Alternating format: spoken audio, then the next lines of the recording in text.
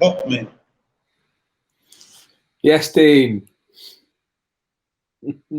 How are you doing over in Mexico? Is everything good? Yeah, I'm good. I'm just enjoying the sun. Tell us a little bit about how you're there. We'll talk about Joshua Buatsi and stuff in a minute, but tell us a little bit about what it's like in Mexico. Yeah. Got some little business dealings here, you know. So bit of business, bit of pleasure. Trying to connect some dots and that. But a good time, man. Met some really good, interesting people and stuff. So you know, it's been eye opening, you know. So yeah, I'm just here ticking over now, man, and you know, let's see where the wind takes me next. I'm just relaxing, enjoying life. Just still planning on connecting a few more dots. I've been, you know, talking to some people about some promoters as well, about guys coming out here to fight and stuff. So that might be something that might happen in the next few weeks, actually. You know, I'm trying to arrange something for someone. So yeah, just in the middle of that. So, taking fighters from the UK to Mexico? Yeah. They'll come over and they'll pay for an opponent and they just want to get out. I mean, so I'm in the process of talking to, there was a guy who works for the WBC, I forgot his name right now, so him, and then there's some people in LA who they got shows, they got shows in Mexico twice a week, or twice a month, sorry. So they said there's a next show coming up, so potentially, yeah, that might be a case with a kid I got, he might come out here and do something. So yeah, I'm just here, man, I'm just working, networking, enjoying the sun and the sea and the food. You'll be happy to hear it's been horrible over here. the weather's been grim. I've been told it's been miserable, raining, just been horrible, and that is the absolute opposite from here. It's been blistering hot. It's been like 32, and it says it feels like 36. I mean, like little breeze. Yeah, it's been amazing, mate. Literally, it's been so hot. Been chilling, soaking out, getting the vitamin D, and no COVID in sight. Yeah, wonderful.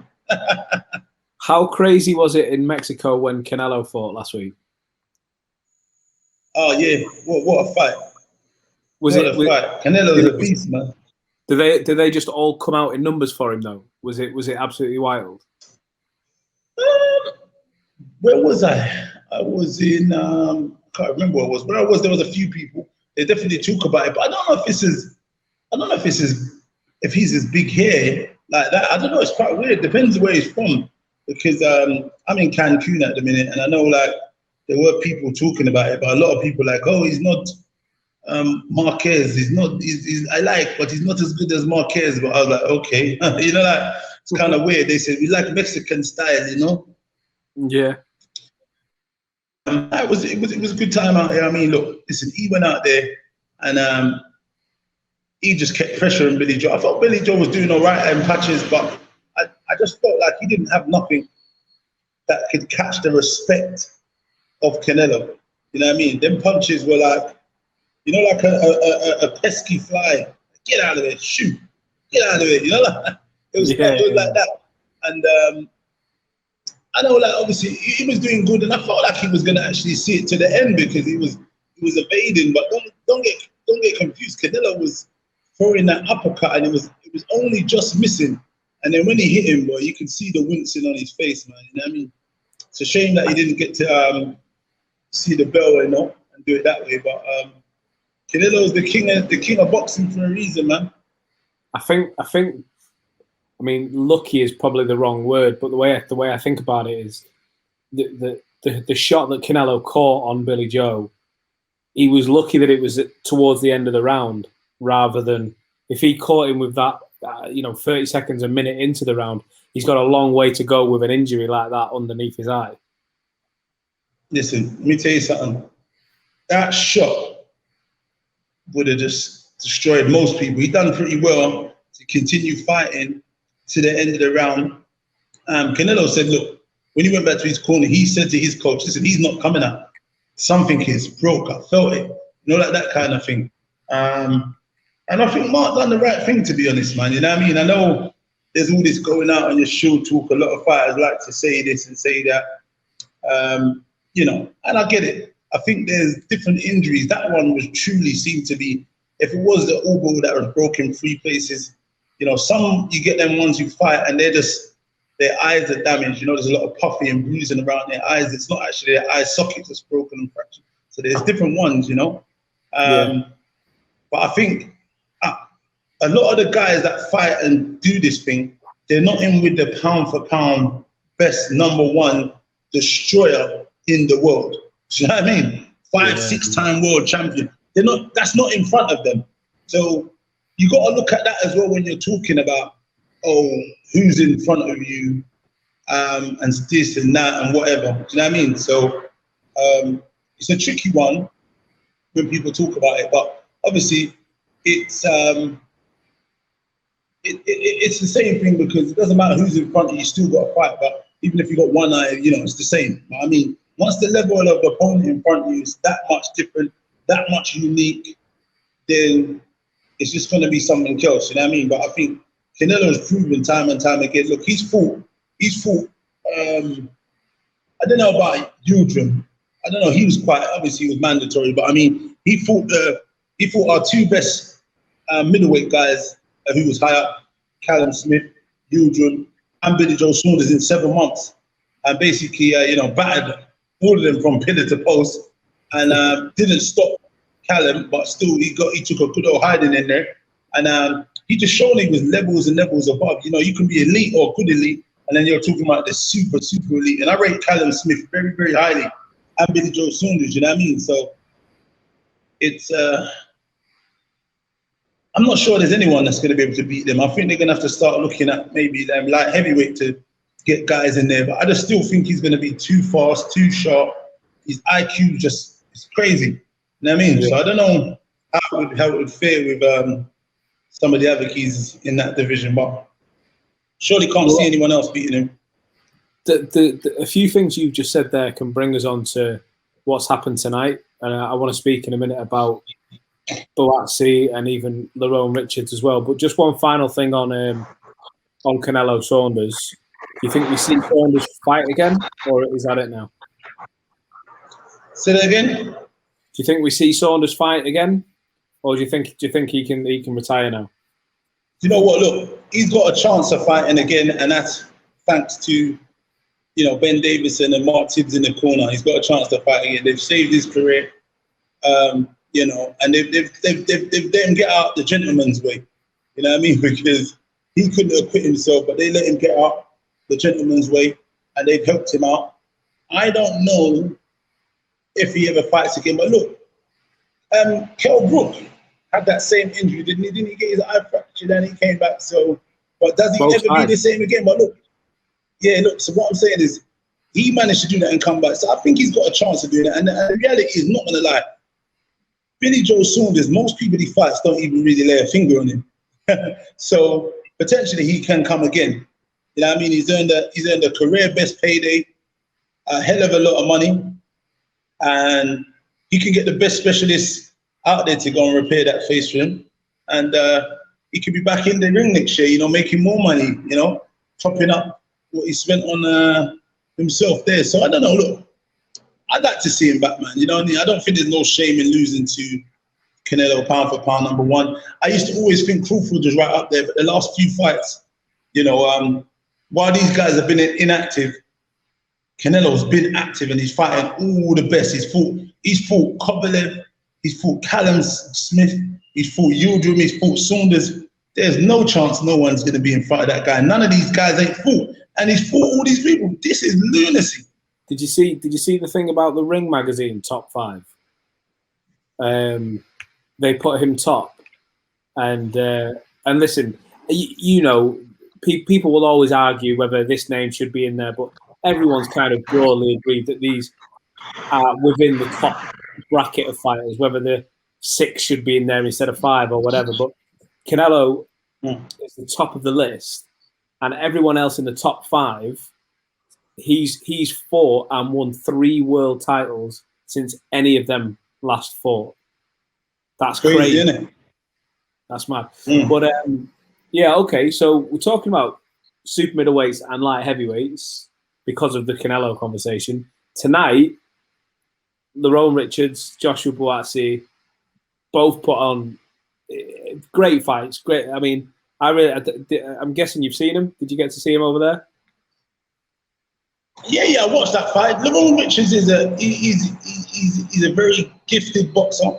He's southpaw as well. He's got good boxing skills, good boxing attributes. Way too early to be talking about fighting someone like Canelo, I think. Oh no, there's loads of steps. There's loads of steps for him to take, before. And look, I don't know what weight, but basically, I think Callum Smith's gone up to light heavyweight now. Anyway, I heard, isn't he? He was struggling at that weight. But once he fought, I think that was a good performance by Lerrone. He's doing stuff. He looks nice. He's doing the rounds very comfortably, and he's not even getting any punishment. The guy in front of him, I think he was tailor-made for him anyway. He's like 36. He had slow feet, and he just boxed rings around him and just battered him, and and he done excellent. You know what I mean? Credit to him. Credit to the matchmaking as well. But he's doing what he's doing. He's beating who's in front of him. What about Buatsi? The guy unleashes power. Yeah, that shot, that was like a feint. He fainted. He said he looked low and then shot up the punch high, which is quite, is brilliant as well. And that knockout, when you see it from a different angle where it hit the chin, it was clean, it was beautiful. That guy went down like a sack of potatoes. Sorry to say that. He did. And it was a shame though, because he was crying. He was crying quite a lot, the kid.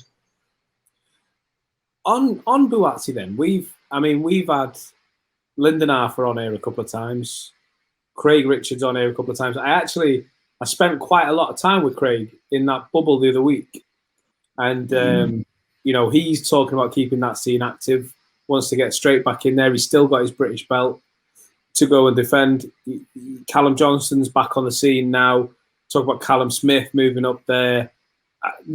It's almost like we could do a tournament with these guys. There's a really active division there. Do you know what? The light heavyweight division has always been stacked over here, to be honest with you. Thinking a while back, I've been thinking about, look, you got Dan Aziz, is just a little bit behind him. You still got Shakan Peters in there.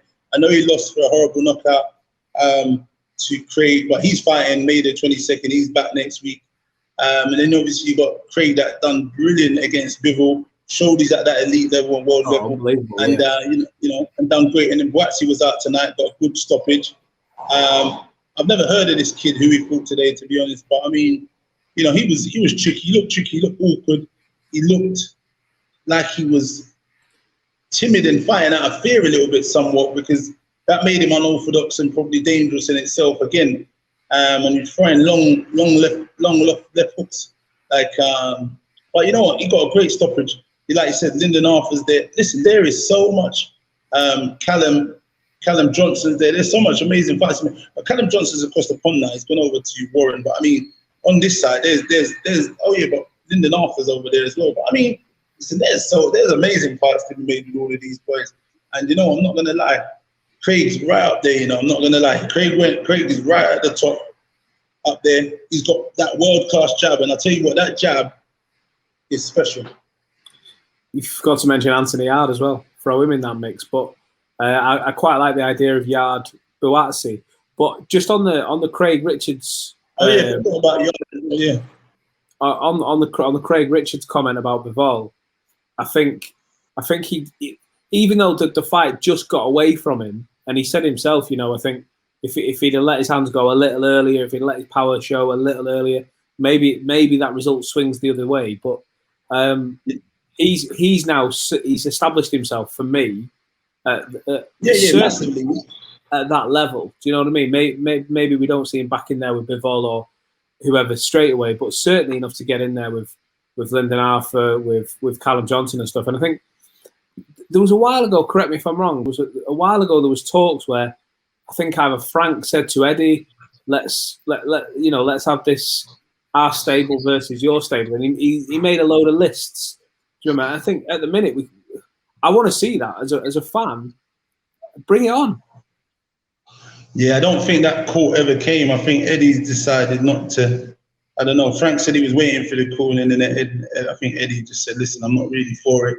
decided against his better judgment or whatever, and said, listen, he said, I didn't get the call and I'm not going to call, so I think we will knock that on the head. But look, there's some amazing fights out there to be made. Definitely, Anthony Yarde, obviously, he's coming off that loss to Lyndon. Let's see, he needs to come back and redeem himself and do some stuff. But I mean, look, in the British scene, there's going to be great fights, great nights ahead for great fans. When the fans are back, well, we'll see what's going to happen, actually, because all of a sudden, you know, this government's talking about June the 21st doesn't look so promising again. They found that Indian variant, and all of a sudden it's in the UK after they locked the borders. It's strange that that's managed to come through, and now they're talking about lockdown again.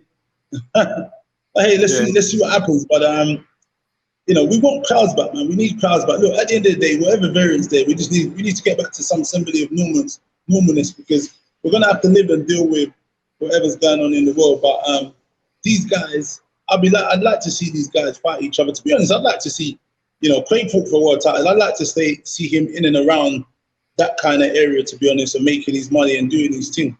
You know what I mean? There should be some boys. Maybe he could fight someone like Sullivan Barrera. I don't know. People say he's on the way out, but then he's had some good fights as well. You know what I mean? Yeah, I mean, well, I know there's talk of Buatsi maybe looking to fight him also. Barrera is one of these kind of guys, like you say, okay, maybe there are some miles on the clock now, but he's still of that level, isn't he? If you want to hang at this level, he's the kind of guy that you've got to be fighting. So yeah, I go for that. That's a good fight. Where's Badu Jack? Somewhere around that way. Yeah, again, another name getting there. And the Smith, what's his name? Joe Smith. He's a puncher as well, but you know, he's a little dangerous sort as well. So there's some good fights, you know what I mean? Even to be honest, you know, I don't know if Craig's actually won a European title, so maybe he could actually kind of try and go and get a European title and just get that to his notch, because he won British. If he can get a European, he just fell short of the world title. We can nick that and then drop that and then come back up. You know what I mean? Get a little fight and move it back. But I don't know. Look, I don't know what his team got planned for him. You know? But I think there is definitely some great domestic fights there for all these boys. No, I agree. Let me ask you about Josh Taylor next weekend, because that's a fight that is a great fight for all the reasons that we know about unification and everything else. People are saying if he wins, he can go up and he can move up a level to a pretty lively division up there anyway. But one step at a time, I guess. What do you make of that one next week? Yeah, it's a good fight. Funny enough, I was watching Ramirez versus Hooker today. I was trying to catch up on some data. You know what I mean? Some data, check out what was on the line. And do you know what? That was a good fight. Hooker was doing really good, and then he made Ramirez come into the fight and gather momentum. Once he got his rhythm, he just couldn't stop the tide of the flow that was coming, the ever aggressive flow that kept coming forward, which was Ramirez, and he got lit up. But I mean, Josh Taylor now he's got a good jab, he does good angles, and he can punch as well. So that's going to be a good fight. But one thing, that Ramirez is going to come all night. He's going to come all night. Yeah. It's going to be a good fight. Let me put something to you. Hypothetically, you mentioned Crawford a few minutes ago. What's that? You mentioned Terence Crawford a few minutes ago, who obviously did that weight class and then moved up to the welters, which Josh Taylor could follow that path, if you like. If Josh Taylor gets the win, Josh Taylor Crawford is an interesting fight that could happen. How would you see that one?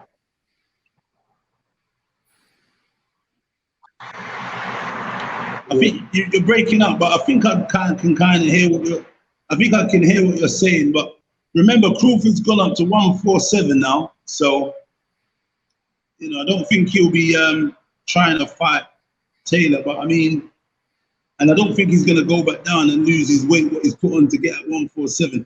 I'm sure that's what you was insinuating. Was that what I didn't hear you? Taylor moving up. If Taylor wins and moves up. Okay. That'd be interesting. That'd be very interesting. Very, very interesting. But yeah, I wouldn't like him to fight Bud Crawford, I'm afraid. You know what I mean? I wouldn't like him to do that. But you know, look, he's a unified champ, man. Listen, if he does it, he'll be undisputed champ. So, you know, we got to give him his rotted credit, man. You know what I'm saying? He's a solid fighter.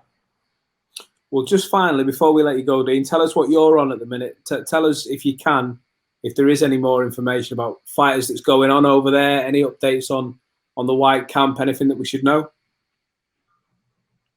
On what's that, on where? Just on what you're working on.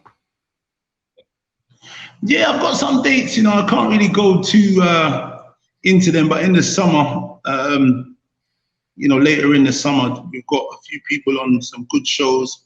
So I don't want to go in too deep on them, but you know, I've had some good meetings, and you know, I've been promised some dates, and it's gonna be well deserved, you know, for the guys. You know, I mean, it's been hard trying to pencil down people and get things going because of COVID and stuff, and it looks like we might have made some breakthroughs. So it's just about keep chipping away and keep working, you know what I mean?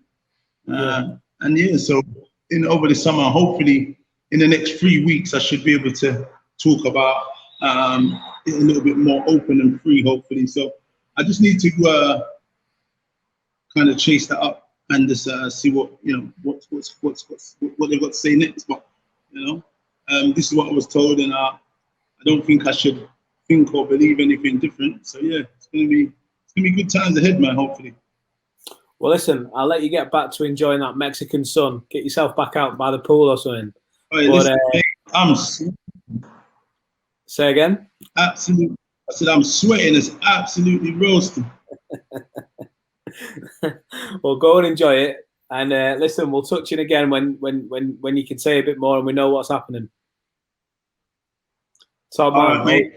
No worries. Thanks very much, yeah?